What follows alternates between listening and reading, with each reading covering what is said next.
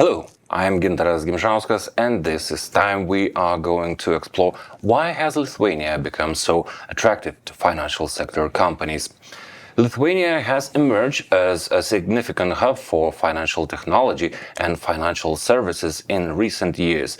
The numbers speak for themselves. We have seen a remarkable influx of financial sector companies establishing their operations here.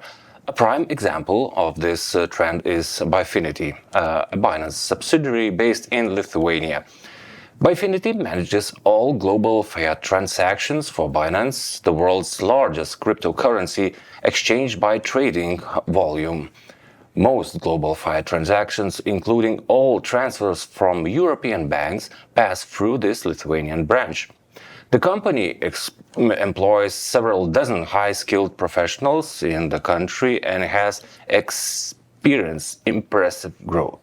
According to analysts, Bifinity even surpassed the 1 billion valuation mark last year, earning it the symbolic unicorn status.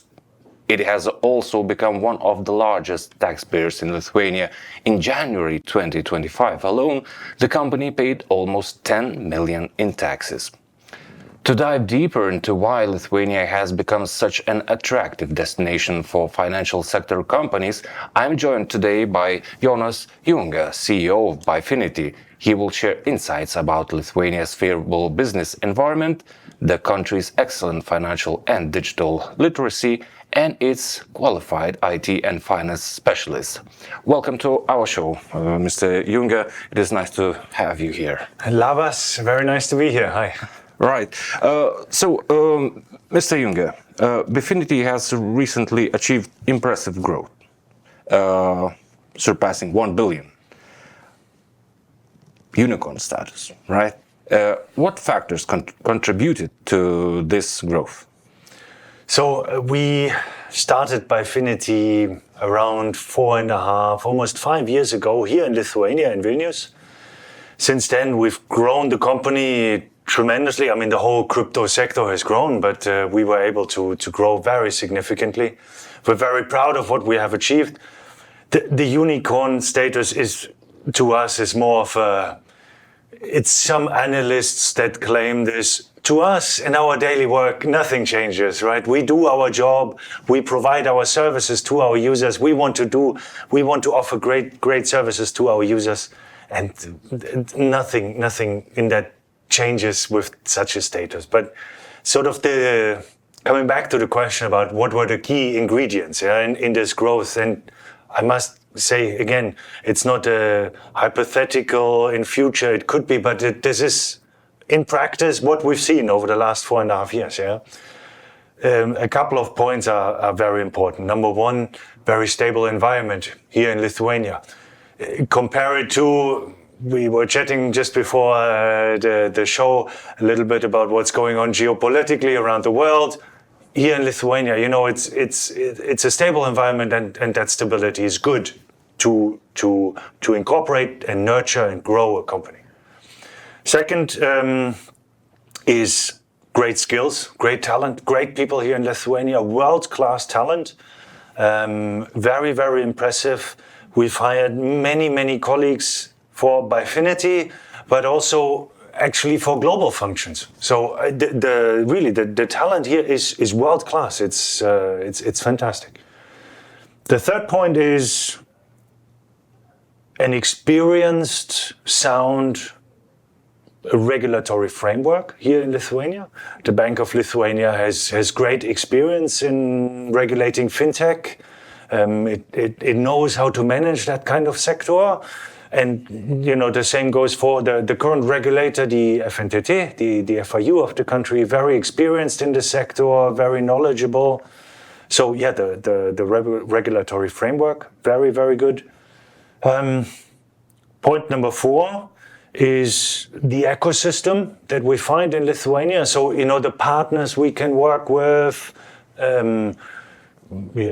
of course, accounting, tax, and so on and so forth, like support functions, but also like EMIs that you can partner with, EMIs that you can develop services to your users for. And last but not least, point number 5, the great community here in Lithuania. It's people here are interested in this innovation. People here are interested in learning about it, in knowing about it, and trying it out. In some recent reports from the sector, you saw in Lithuania numbers like, I believe, like 400, 500,000 people who have interacted, used, done something with cryptocurrency. And it's great to feel that community, because that's what we do our service for, right? That's what we go to work for every day. Yes, Lithuania seems to create a favorable regulatory environment for cryptocurrency and blockchain business. You mentioned Lithuanian bank. What approach to digital assets, shape Bifinity operations in perspective of Lithuanian bank? How they affect you exactly? First of all, yes, we work a lot with the Lithuanian authorities. That's the FNTT on the FIU side, on the law enforcement side, and of course with the Bank of Lithuania on the regulatory side. We are in very constructive discussions with the Bank of Lithuania. Discussions are going well. We experience them as very experienced and very knowledgeable and very also, let's say, goal-oriented, or let's say, very, very focused and very, very diligent. So discussions are going well. What I would like to add to this perspective is the European perspective. Because with MiCA coming into force, it's not only the Bank of Lithuania, it's not only the Lithuanian regulator that can shape and can determine, and it's not all in Lithuanian hands. The European authorities, such as the ESMA, the EBA, they have a role in this European setting, and they are also important stakeholders. And I just wanted to add this sort of third perspective. Yes, the upcoming MiCA regulation you mentioned will certainly change the cryptocurrency market. What opportunities could MiCA open for Lithuania to become one of Europe's leading crypto market players? So with MiCA, by the way, MiCA stands for Markets in Crypto Assets. So with this new regulation, which is now fully in force since the 1st of January this year, and now we are in a transition period until it's fully in effect. With this, it basically means that crypto companies can operate in one place in Europe and can serve the whole of the European Union, all customers of the European Union, with the same rights.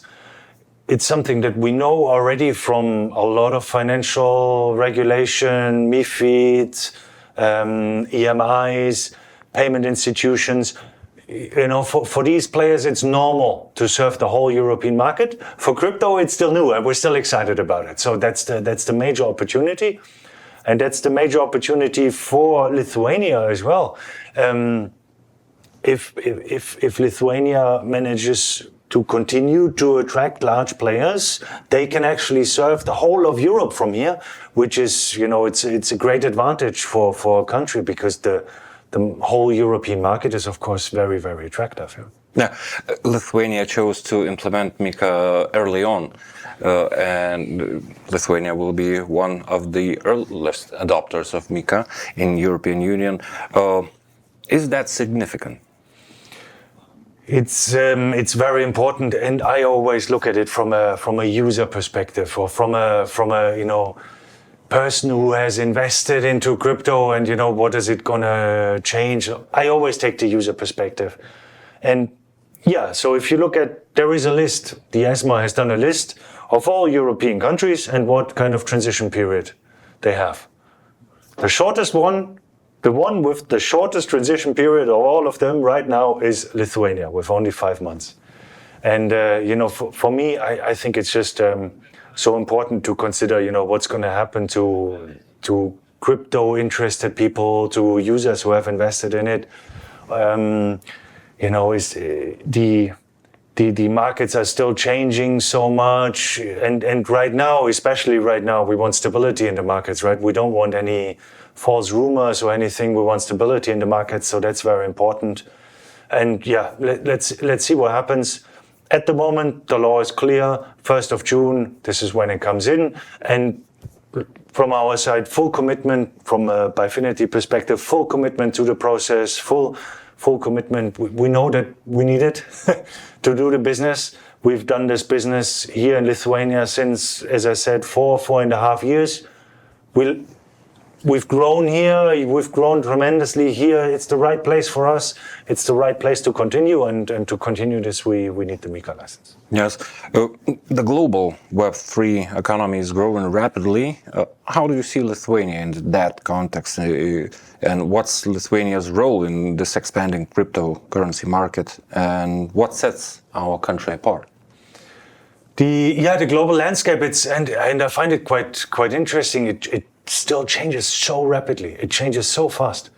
All of a sudden now, with a new administration, the US has entered the global race again. They've entered this race for innovation again. They were completely out of the loop, out of this one for the last couple of years, and now since half a year they're back on the scene and driving innovation in this space. So what I find interesting here is especially how fast things develop and how fast things can change. For Lithuania right now in this situation, it is certainly, if here as a country we already have a very significant sector. This sector serves many customers in Lithuania, in Europe, around the world.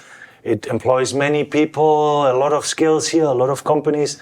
And I think for Lithuania as a country here, as a business location, it's a great opportunity to develop it, grow it, continue playing on that fast mover advantage, continue using all the knowledge that there is from overseeing fintech and growing the fintech space, applying that for crypto.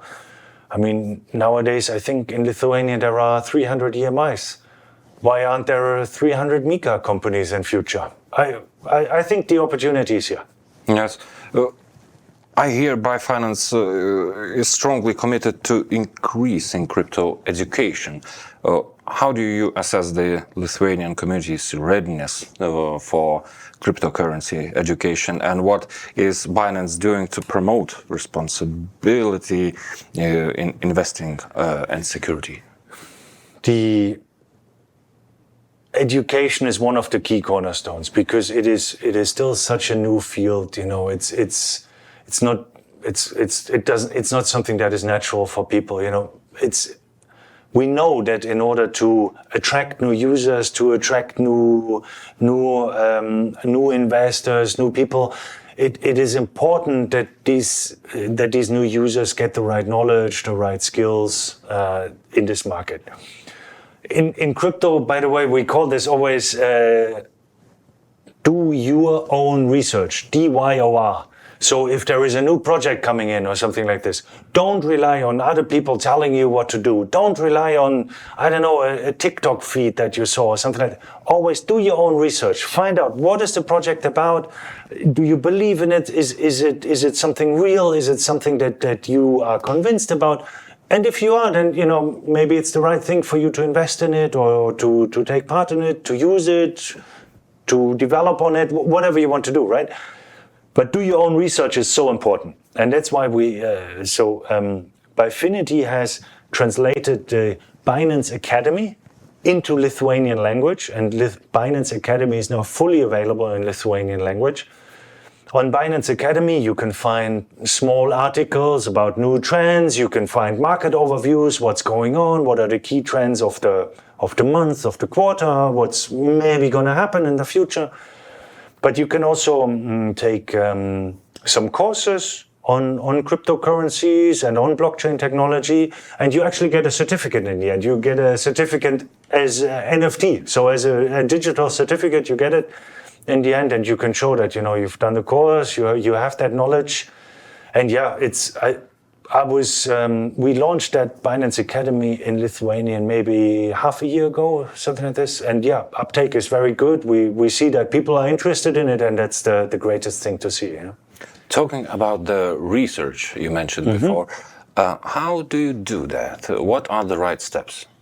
You mean as an interested person or as a... As an interested person, what do you do when you want to clarify or fact check if the decision you are about to take is the right one? It depends on what kind of decision you want to do, right? For example, if you are a developer and you want to develop apps on certain chains, then you would look in the development space, what kind of track record is there. But let's say if it's somebody who's relatively new to blockchain, relatively new and wants to start understanding a little bit about it, there are some great, objective sources of research. For example, Binance Academy, but many other options to learn about it. You can start learning about this. You can start learning about the project, but also always go back to the project itself. You can. Every project has a white paper. You can start understanding what is the project about, what does it do. And I always say, don't believe in only beautiful words. Don't look at the track record. What have they already achieved? What they already done? And for us, in Binance, but I think it's a very relevant metric. The number one thing to look out for is user adoption. So how many people are already using this protocol? How many people are already using this token? How many people are already developing on this new platform? Because if they have a lot of users, it's clearly an attractive proposition. If they have users, the economies of scale get bigger, and so on and so forth. So for me, number of users is a very, very relevant metric.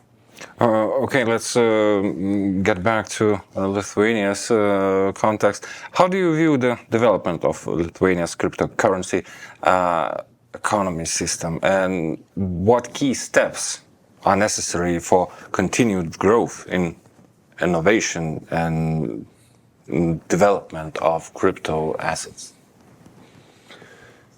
For the industry as a whole, very important are industry associations. Then we have things like the Crypto Economy Association, where we are a member too. I'm a board member. It's important to grow the sector together. It's not one against the other. We are still so early in this, we need to grow together. Is it effective? I find it very, very effective, yes. And I must say that the cooperation here between industry players as part of that association is invaluable. You as a team, you are much stronger than any individual voice. And I find it really quite impressive what the association has done over the last two years, 12 months. A lot of very good things have happened. And the same for other associations too, like FinTech Hub or some, like these associations are very, very effective to develop the industry. As a country as a whole, I think the single most important thing, but unfortunately it's not something that's like overnight, but long-term most important, I think, is education in the sector, specifically for cryptocurrencies. Yes, about business, yes, about compliance, yes, about AML, and so, but also about development, engineering resources, actually writing code, actually writing applications, actually doing something with this new technology. So I think from a longer perspective, this education is, I think, the single most critical thing. What impact AI will be making for the sector in the upcoming, 5 years? 5 years? Who knows? I don't know. 1 year. 1 year. 5 years. Who 5 knows? months. 5 months. That's better. Because things can change so quickly. Yeah. We already see a lot with AI. Yeah. So, is it affecting you a lot? So I can tell you like maybe 2-3 examples where we use it for our business in Bifinity. For example, one of the things, of course, is when customers write to us about issues they have, customer support, classical customer support. And we use AI and we help users get quicker answers to their questions. Chatbots. Nope. Yeah, but that's only a very small part of it, actually, because you already, when a user starts interacting with this, you're already analyzing what is the kind of question, and then you can lead to FAQs. And sometimes, like the word chatbots is a little bit like it's like stiff and like a prompt thing, but not like this. You use it cleverly, and we see, it works well when every user, for every interaction that they have with customer support, in the end they give stars. Yeah. So for us, it's very, very easy to see if something works or not. Are the users getting a better service? Yes or no? It's very simple to see. So that's one. Another thing is, for example, on some ongoing transaction monitoring. We use it to prepare analyzing things. Then in the end, the decisions are done by analysts and reviewed by analysts and so on and so forth. But it can help to take information from different sources, different parts, and like prepare already some things so that you have less manual work. So yeah, for these kind of things, AI can happen a lot. That's like from our business. In the sort of more global thing in the crypto sector, there are some very interesting applications. For example, using blockchain and cryptocurrency as a reward for AI computing power, AI resources, AI bandwidth. That's the one which is like the most immediate one, and that's already, you can already see a lot of protocols using this. And nowadays, or it was very popular a couple of months ago, it was very much developing a couple of months ago. AI agents and how AI agents can create value, how they get paid, and so on and so forth. So there are a lot of use cases with AI and blockchain. Are there any challenges in terms of security, talking about AI? Of course there are, and around privacy too, no? You need to be always careful where you do it. Oh yeah, well, I'm not sure if I'm supposed to talk, but if I'm supposed to say this, but actually, when you have these AI models which are public, then you're always concerned around, what kind of data can you, or what's the consequence of sharing the data, right? So, and we are very concerned about data privacy, data security, making sure users are safe. And so actually we've implemented our own AI models inside the company, and we have our own method of interacting with these different AI models. And like all of the data is under control of the company. We know exactly where it goes and where it doesn't go. And actually in the beginning, when these AI tools started coming up, actually a lot of people were using it and were using external, but all of them are strictly prohibited. If you want to use AI, great. If it makes your process faster, if it helps you in the process, but only the AI that we can define and control ourselves. Yes. Cryptocurrency market has experienced significant volatility in recent years, as you said before, and in a few days. How do you view the current state of the global Bitcoin and crypto market? And what trends do you anticipate in the coming few months? Is it going to be still that volatile? The volatility is something that was seen in all financial markets, right? You've seen it everywhere in shares, bonds markets also, and yes, also crypto. But it's who would have expected, who would have foreseen this volatility? Even 6 months ago, nobody expected that kind of scenario, right? So everyone were cheering for Bitcoin to reach 100,000 mark. Exactly, yeah. Look, from our perspective, we are building the infrastructure for these new markets. We are building the foundations for these new markets. For us, the numbers that are there, they are not the important things. The important things are we deliver a good service to our users. And it doesn't matter whether the markets are boring and it's not so much happening, or whether the markets are crazy and a lot of transactions are happening at the same second. We must always be there for the user. We must always be reliable and stable platform for the users to use. That's the kind of infrastructure that we're building. How the markets will develop, my personal approach to cryptocurrencies is very, very simple. I believe in the technology long term. I hold a little bit myself long term. I believe that long term the trend is clear where it's going, right? But it's not something that you know overnight and you have most of your wealth in it or something like this. I couldn't even sleep. So. Yeah, you mentioned the user-centric approach. Can you elaborate on that? How does this philosophy manifest in Bifinance operations, and what specific user experience improvements are you currently focused on? So in Bifinity, all of the services, everything that we do is always for the user. This is, for us, whatever we do, it's not about products that we do. It's not about the logo that we do. It's not about the app that we do. It's about how do we deliver a great service for the user? How do we give the user what they want? This spans everything. And it starts with something like, for example, a user survey. So, and that's something I wanted to, come back to the topic of community a little bit and what we see with crypto adoption here. We run this user survey quite a lot. Like it's I think an annual thing that we run. And this year we also do it in Lithuania. And Lithuanian community was very, very active in taking part. And thanks to everybody who participated in it and who gave us their opinion.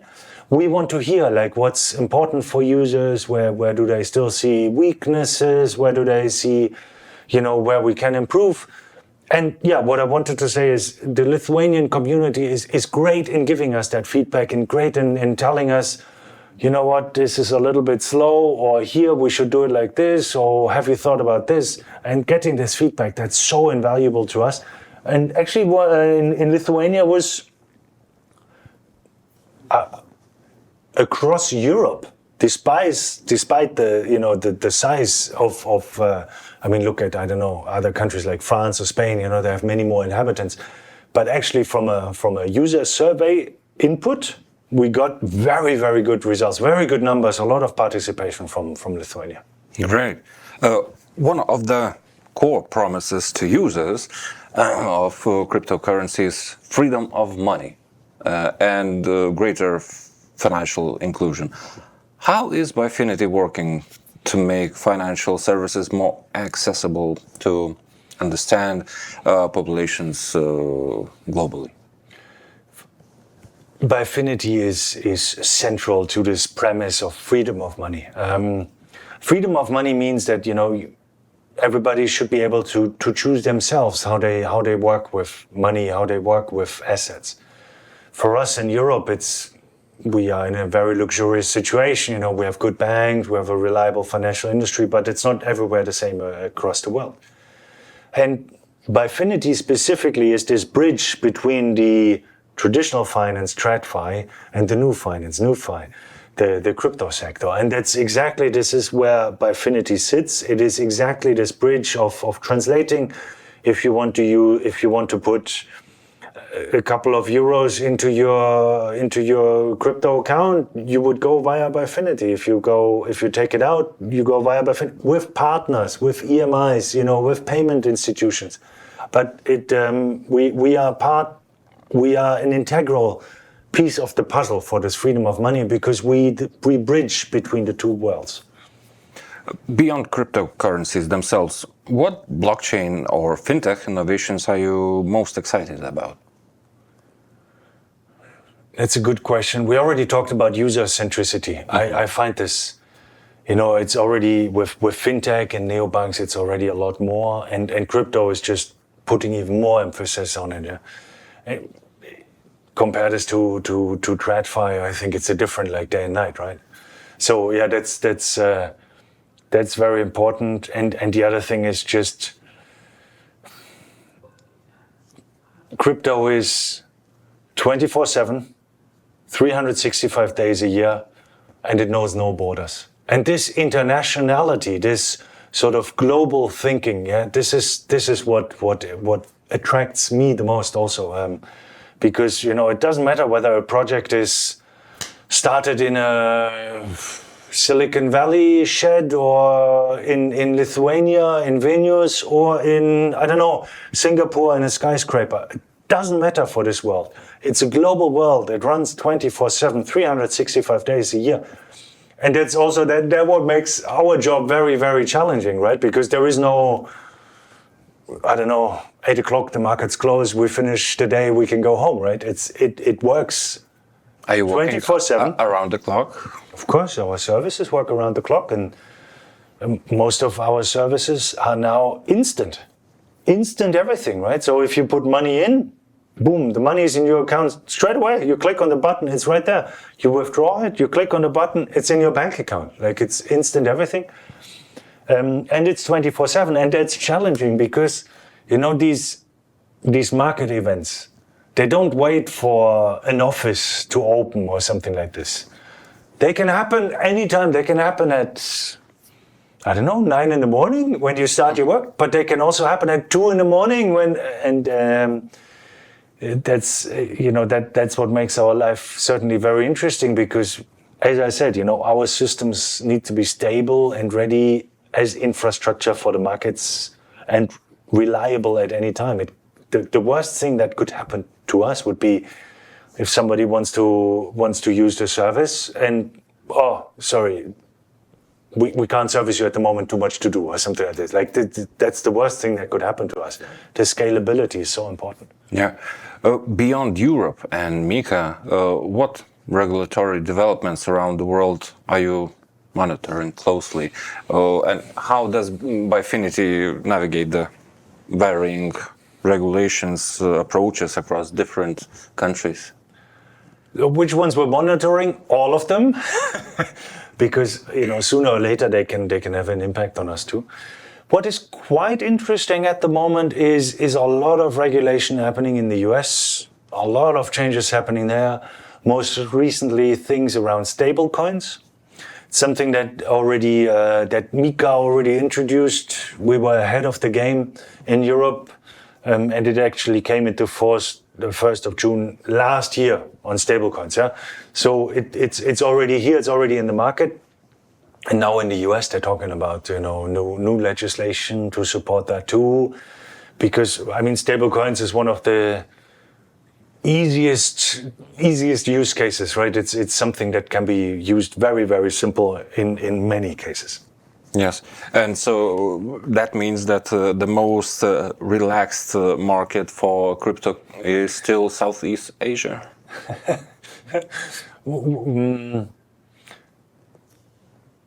Relaxed, you mean from all the regulations? Oh, I wouldn't say so. For example, if you look at Singapore, the MAS, the Monetary Authority in Singapore, has a great framework, was one of the first ones to establish a framework. I wouldn't say that at all. I would say they are actually, a lot of countries in Asia are at the forefront. And our new group CEO, Richard Teng, he actually comes from he has worked at the Monetary Authority in Singapore before. Then he was in Abu Dhabi, and a lot of innovation is happening in that space of the world right now as well, in the MENA region, so Middle Eastern region. So that's why I would say we would look at the most for the innovation, and now recently US again. Yeah, and for the closing our talk, I would like to get back to the beginning of our conversation, where you talked about Lithuanian specialists, and you said that we have plenty of them. What specific specialists are you looking for, and where you find it difficult to hire?